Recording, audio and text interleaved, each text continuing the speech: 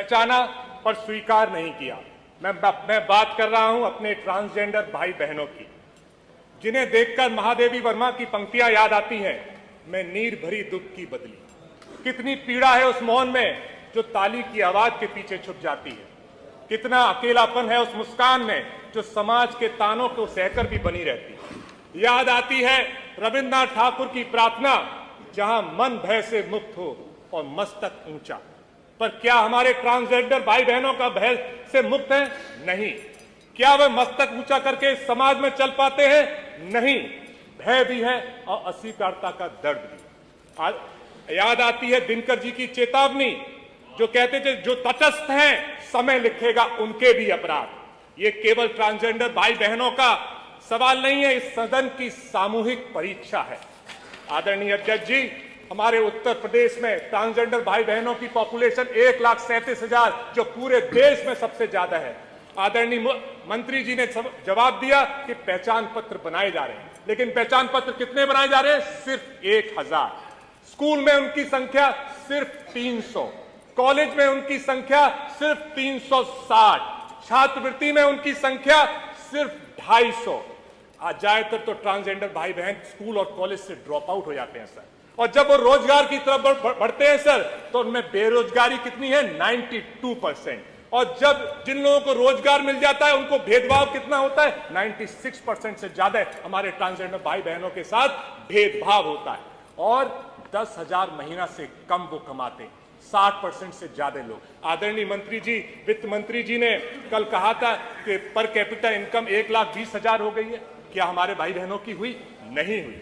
जब वो बीमार पड़ते हैं तो कोई मेडिकल फैसिलिटी नहीं मिलती, जब वो बीमार पड़ते हैं तो कोई मेडिकल इंश्योरेंस नहीं है। और कभी जब वो हिम्मत करके स्वरोजगार की तरफ बढ़ते हैं तो ना बैंक लोन मिलते हैं, ना कोई उनको सरकार की तरफ से बिजनेस में प्रोत्साहन की कोई राशि मिलती है, ना राशन कार्ड मिलता है। और जब वोटर कार्ड बनाने जाते हैं तो उनको बहुत सारी दिक्कतों का सामना करना पड़ता है, क्योंकि वो ज्यादातर लोग अपने घर को छोड़े हुए आते हैं।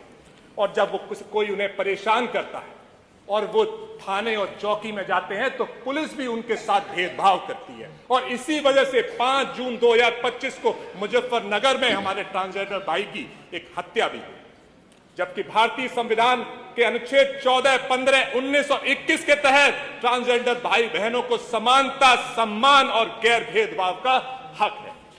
आदरणीय अध्यक्ष जी, उत्तर प्रदेश में आदरणीय मंत्री जी ने कहा कि ट्रांसजेंडर कल्याण बोर्ड बनाया गया, लेकिन उसका अध्यक्ष कौन है? पुरुष।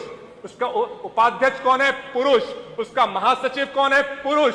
अगर हमारे ट्रांसजेंडर का कल्याण बोर्ड का अध्यक्ष, उपाध्यक्ष और महासचिव भी पुरुष होगा तो उनकी बात कहां से आएगी?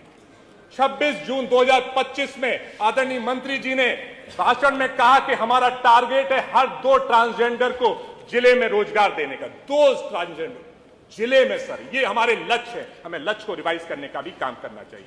आदरणीय 5,000 करोड़ का बजट, उनके लिए कुछ नहीं। आदरणीय वित्त मंत्री जी ने बजट में उनकी कहीं चर्चा भी नहीं की। सुरक्षा सेल बनाने का वादा कहीं दिखाई नहीं देता। गर्मा गृह बनाने का वादा सिर्फ 3 जिले तक रुक गया। और जब वो वृद्ध हो जाते हैं तो वृद्ध होने के बाद भी उनको कुछ नहीं मिलता। आदरणीय अध्यक्ष जी, ये सारी योजनाएं जमीन पर फेल हो चुकी हैं। आदरणीय अध्यक्ष जी, मैं आपके माध्यम से सदन से कहना चाहता हूं कि ट्रांसजेंडर होना कोई अपराध नहीं, कोई विकल्प नहीं, कोई प्रदर्शन नहीं, ये प्रकृति का एक सत्य है।